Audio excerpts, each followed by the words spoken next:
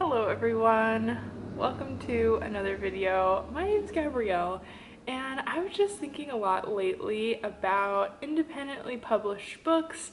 I've been reading them a lot more than I have in any other year, of my life, and they're just becoming more prominent. As social media becomes more prominent, people are able to independently market their own books outside of just traditional publishing companies. And so it's just becoming more prominent to me. And I've heard some discussions and thought I would share my thoughts or just pose the question to you about whether we should be rating independently published books honestly. And maybe the phrasing of the question isn't totally correct with what the discussion is, but I've heard it phrased a few different ways, and ultimately that's kind of what it comes down to. Some of the biggest reasons why I think this conversation is so prominent is because, like I said, with the rise of social media and authors being able to market their books on their own outside of a publishing company, it can take on a bit more of a personal stance when someone provides a review of a book from an indie author. I think one of the biggest things that makes people question how to rate a book or whether to rate a book is their personal connection to the author. With social media, if you're following someone who has published a book and they're sharing all about it, you're commenting on their posts, you're getting excited, you're seeing the reels that they're making, promoting, key phrases and quotes from the book that just seem right up your alley. It may come down to you getting the book and you read it and it's not exactly what you had in mind. So, you're thinking what to do. There may be some sort of parasocial relationship with the author where you're thinking, I don't want to hurt their feelings, or I feel like they're kind of my friend, so how do I go about this in an honest way? I've been faced with those same questions. I tend to think of myself not happily, that's just the way my brain works, as more of a critical reviewer. I'm the kind of person who I give 5-star reviews to books that I absolutely love and feel an emotional connection with, as well as what I view to be the quality of the writing and storytelling ability. I'm not necessarily someone who will give a 4-star if I was able to finish the book and thought it was fine enough. That's usually more of a 3-star for me. So by that regard, most books for me are generally around a 3-star average. If a book was just absolutely awful, I don't really have a problem with giving it 1 star or not finishing it. So with that in mind, I always tend to lean personally more towards giving an honest review, whether you do know the person or not.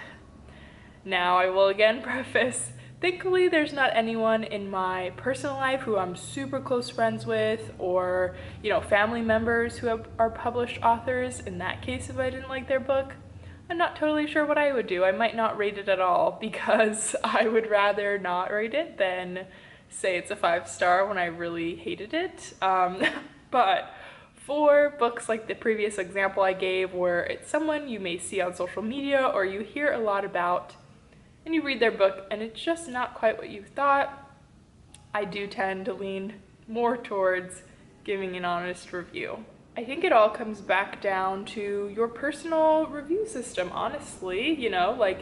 If you're a reader who tends to give books 5 stars when you could finish it and you generally enjoyed it, I think that goes for indie books as well.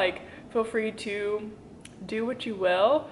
But I would urge people, as someone who may potentially be an indie author in the future, there's a hard line between reviews being for the purpose of the reader versus the author, which is something I want to dive into a little bit here. There's been a lot of conversation around the booktube world that I've seen debating whether reviews that are written about books are for other readers only, are for the author only, are for both groups at all.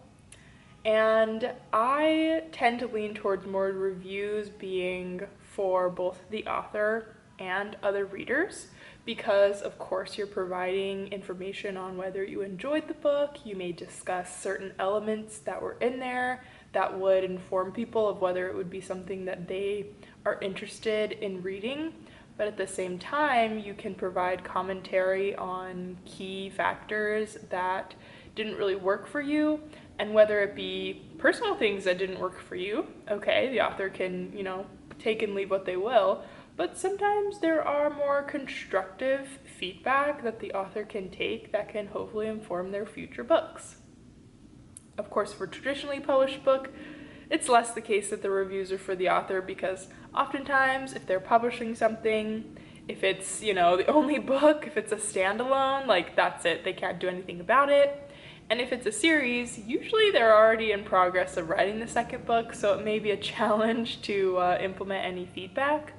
But for indie authors, however, they have more control over that, so there is a bit of an opportunity to get feedback from more varied readers. There is an importance for authors to have beta readers, which are people who can provide insight on your manuscript as you're working on it. And of course, advanced reader copy readers who read the final or almost final version of a book before you're about to release it, and they can provide great commentary. But I know for some authors, like who they get as a beta reader is very difficult. They may not have a wide variety or diverse group of individuals that are giving them feedback, and that may greatly impact the fate of their book. And of course, we want authors to do well, like I don't want to see indie authors writing bad quality books with lots of grammar mistakes or potentially offensive content. Of course, it's absolutely not the goal. And so, yeah, I always urge that on the author's end that they seek as diverse feedback as possible. But as a reader, all you can do is really give your honest feedback. I think there's also the consideration that some people have internally about whether they rate an indie book on the same scale or level as a traditionally published book. And to that I would say, why wouldn't you, Like I get the idea that they had less of a professional input on it, since there's not a company that is having a say on the editing and, marketing of their book.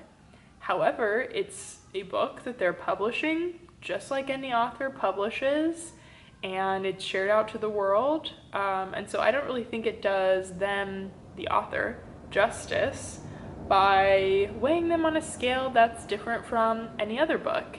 In fact, I think it does harm, because then they're not really able to, improve their writing skills at the same level that someone with more professional editing can provide. I know this is, a bit of a ramble of my general thoughts. I'd love to hear your take, on kind of all the topics I mentioned. Do you rate indie books on a scale that's different from traditionally published books? And what are your thoughts on who reviews are for? Do you think it's just for other readers? Do you think that authors shouldn't look at reviews of their books? I'd love to hear your thoughts. So let me know down in the comments below, and feel free to subscribe if you haven't already. I share a lot of videos talking about random things in the book world. Hopefully you're interested in joining along. But otherwise, I will see you in another video very soon. Thanks for tuning in.